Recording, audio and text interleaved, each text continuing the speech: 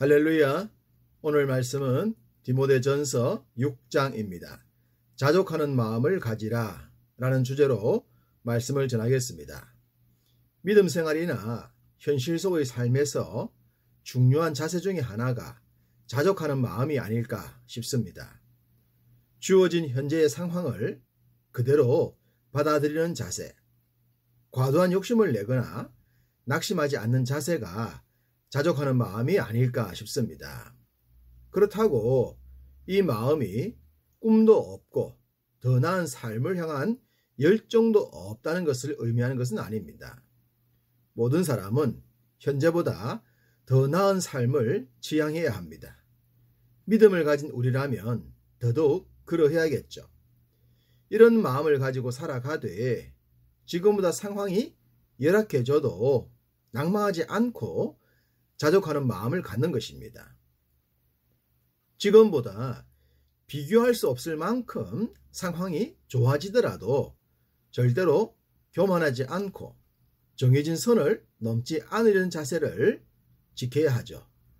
그것이 자족하는 마음일 것입니다. 언제나 현재의 상황에 만족하면서 더 나음을 위해 진력하는 자세 말입니다. 이런 자세를 갖기 위해선 자아의 정체성이 확고해야 합니다. 자아에 대한 확신, 그리고 자아에 대한 존경, 또한 자아에 대한 기대가 있어야 합니다. 자아가 잘 될 것이란 스스로의 신뢰와 믿음 말입니다. 이렇게 자족하는 마음을 가지면 어떤 삶이 가능할까요? 1절, 멍에 아래 있는 종들은 자기 상전들을 범사에 마땅히 공경할 자로 알라고 했습니다. 요즘 시대도 월급을 받는 자들이 월급을 주는 자들을 존경할 확률이 그리 높지 않을 겁니다. 눈앞에서는 존경하는 척 할 수 있지만 속으로 진짜 존경하는 경우가 얼마나 될까요? 그럼 왜 이런 자세가 나올까요? 그것은 내가 원하는 만큼 채워주지 않는다고 생각하기 때문입니다. 물론 수고하는 만큼 대접을 해주지 않는 곳들도 있을 겁니다. 그렇지만 나의 삶을 위해선 나를 고용해주고 월급을 주는 상전이 필요합니다. 내가 상전이 될 수 없다면 말이죠. 지금 우리 시대도 그러하다면 2000년 전에는 어떠했을까요? 멍에를 맨 종들이 상전, 곧 주인들을 마땅히, 그것도 범사에 존경하는 것이 가능했을까요? 공산주의자들이 주장하는 것처럼 프롤레타리아 폭동이라도 일으켜서 환경을 바꾸는 것이 합당하다고 해도 될 정도일 겁니다. 그런 시대에 상전들에게 범사에 마땅히 존경을 하라고 하면 너무 있는 자들의 편을 들어주는 것 같지 않겠습니까? 그러나 여기서도 필요한 자세가 자족하는 마음이지 않을까 싶습니다. 모든 시대가 지금처럼 민의가 수용될 수 없을 테니 시대마다 자족하는 마음으로 모두가 더 나은 방향으로 나아가야 할 것입니다. 9절은 부하려 하는 자들에 대한 경고입니다. 모든 사람들은 부하고 싶어 합니다. 믿음의 사람들도 결코 예외가 될 수 없죠. 이렇듯 부하려는 마음은 나쁜 것이 아닙니다. 문제는 어떻게 부하려 하는가입니다. 만약 부하려는 사람에게 자족하는 마음이 없다면 어떻게 되겠습니까? 수단과 방법을 가리지 않고 부하려 할 것입니다. 그렇게 되면 결과는 뻔하지 않겠습니까?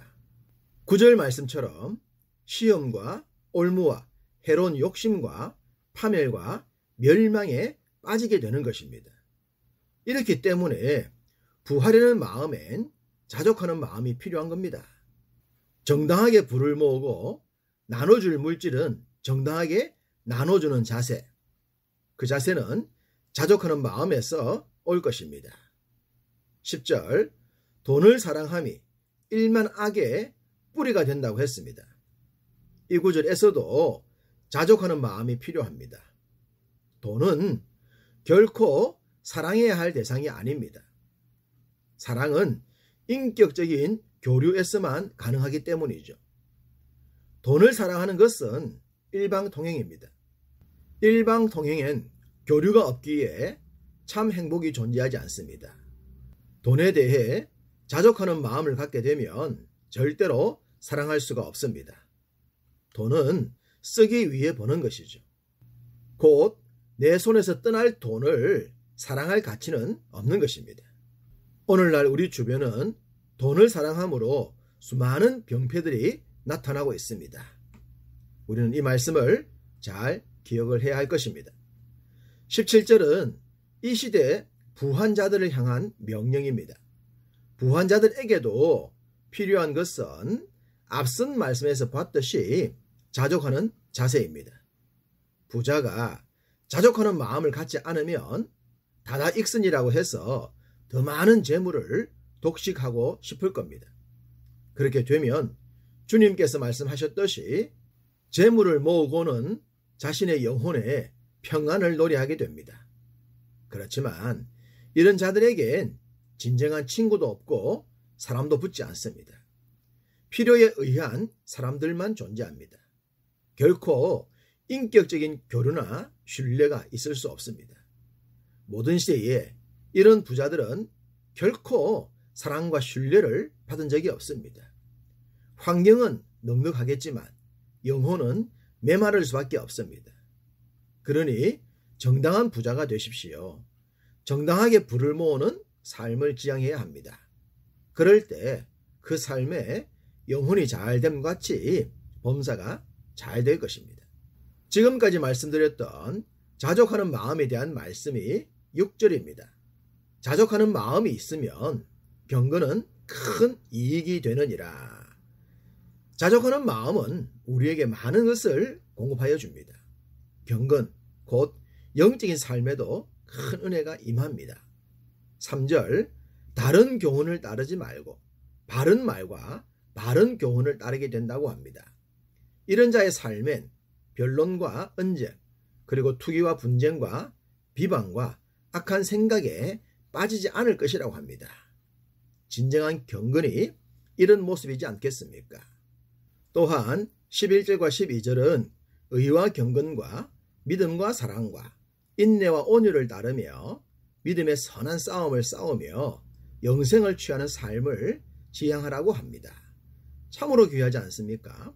믿음을 지키기 위해 선한 싸움을 싸우면서 영생을 취하는 삶을 사니 말입니다. 사랑과 인내와 온유가 풍성하니 그의 삶 자체가 풍요롭지 않겠습니까? 억지 부자는 절대로 누릴 수 없는 영역입니다. 이런 삶을 지향하면 18절 선을 행하고 선한 사업을 많이 하고 나누어 주기를 좋아하며 너그러운 자가 될 것이라고 합니다. 이것이 바로 믿음의 선한 싸움이지 않겠습니까? 선을 행하고 선한 사업을 하는 것, 그로 인해 도움이 필요한 사람을 돕고 약한 자들을 세워주게 될 것입니다. 우리 믿는 자들이 이런 모습을 보여야 하죠. 그럴 때에 하나님의 나라가 우리를 통해 세워져 갈 것입니다. 이렇게 자족하는 마음과 믿음의 선한 삶을 지향할 때 하나님은 분명하게 보상까지도 약속하셨습니다. 19절 이것이 장래에 자기를 위하여 좋은 터를 쌓아 참된 생명을 취하는 것이니라. 할렐루야. 이런 삶이 우리의 삶이 될 줄로 믿습니다. 지금 우리가 걸어가는 길이 좋은 터를 쌓는 과정입니다.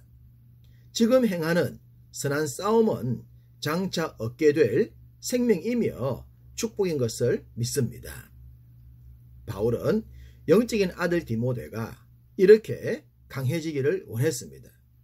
또한 모든 시대를 살아가는 그리스도인들, 특별히 지금 이 시대를 살아가는 우리들에게도 주문합니다. 14절 우리 주 예수 그리스도께서 나타나실 때까지 흠도 없고 책망받을 것도 없이 이 명령을 지키라고 말입니다. 다른 교훈을 따르거나 돈을 사랑하거나 억지로 부하려 하거나 자족하는 마음을 버리면 이 말씀은 결코 이룰 수 없습니다. 우리 믿는 자들은 현재 살아가는 삶에서 존경받고 사랑받는 자가 되어야 합니다. 물질로도 선한 사업에 크게 쓰임받아야 하고 말입니다. 장차 영원한 생명과 상급은 말할 것도 없겠죠. 이런 삶을 위해 자족하는 마음으로 선한 싸움에 날마다 승리하시기를 주님의 이름으로 축복합니다.